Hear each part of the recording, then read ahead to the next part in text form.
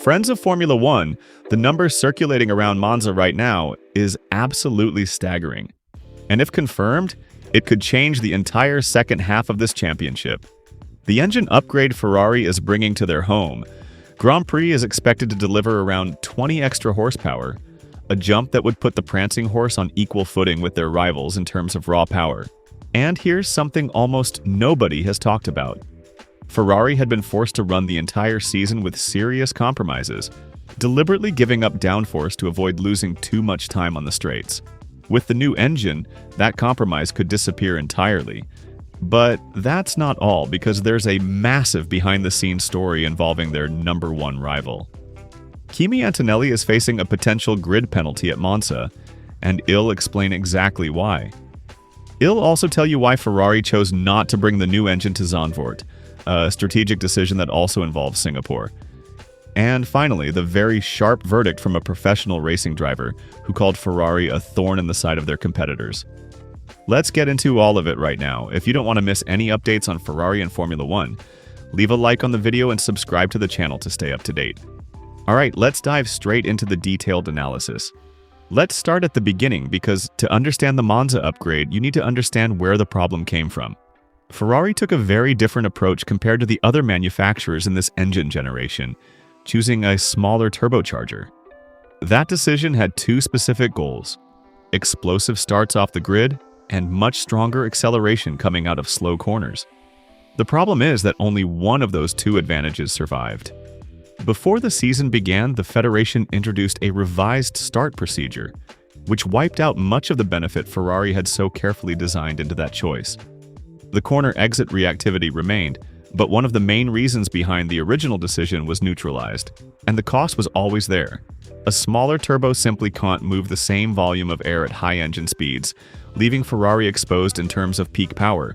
And that's exactly where the opportunity comes from, because that deficit crossed the performance threshold set by the regulations. The Federation determined that Ferrari's internal combustion engine was running at least 4% behind the reference design, a gap large enough to allow the Italian manufacturer access to two development upgrades. The first step was already taken in Austria, with the specification introduced at the Red Bull Ring. The second and significantly more important one is coming to Monza, and it's what everyone has been waiting for. The key element will be a modified turbocharger, larger and with more blades, capable of operating at higher boost pressure to recover much of that 20 horsepower gap.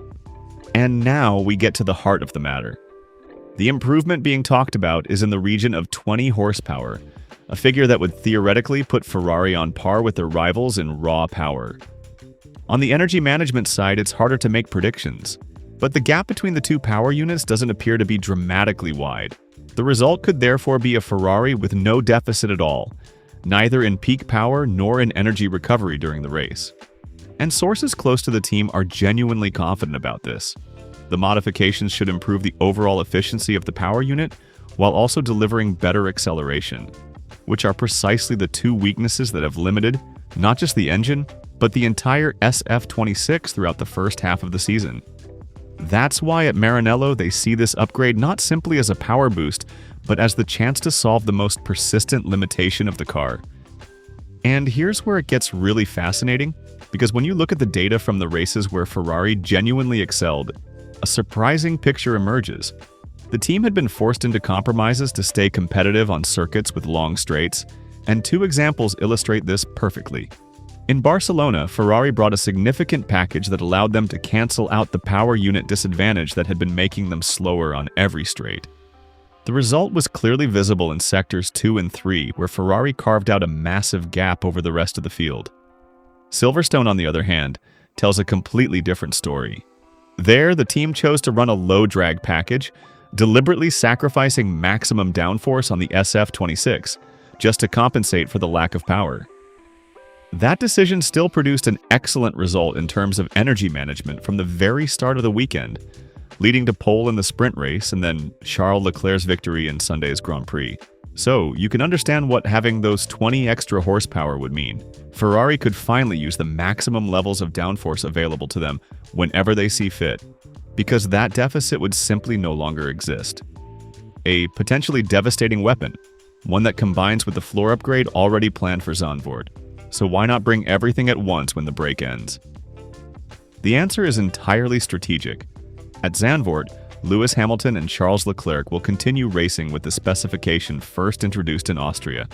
The decision is tied to power unit mileage management.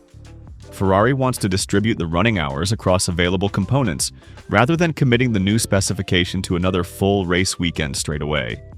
The Dutch Grand Prix will serve as a further test bench for the current package, following the same controlled approach the team has maintained all season.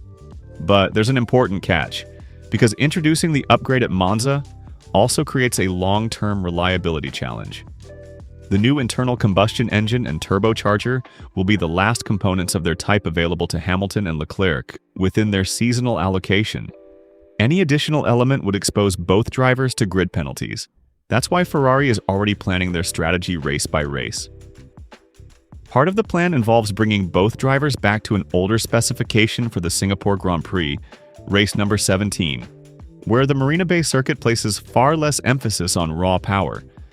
By running an older unit there, the team hopes to preserve the mileage on the upgraded package for the weekends, where that extra performance will truly matter. And now, the behind-the-scenes story that could change everything. Because Ferrari's rivals have their own significant problem to manage. The Brackley team is evaluating an engine change for Kimi Antonelli at Monza, a move that would push the championship leader beyond the permitted limit and trigger a grid penalty. Reliability issues have already forced the team to fit a fourth internal combustion engine on Antonelli's car, along with a third battery and a third set of control electronics. Any further intervention would carry serious sporting consequences, and it happens to fall in the exact same weekend when Ferrari will introduce their biggest upgrade of the year. A combination that could make the Italian Grand Prix one of the most decisive weekends of the entire season. Let's look at the numbers because the situation is very clear. Antonelli reached the summer break leading the Drivers' Championship after 11 of the 23 scheduled races, with Lewis Hamilton 50 points behind. George Russell sits third, 59 points behind his teammate, while Charles Leclerc is fourth, 81 points off the top. But Ferrari's growth has not gone unnoticed.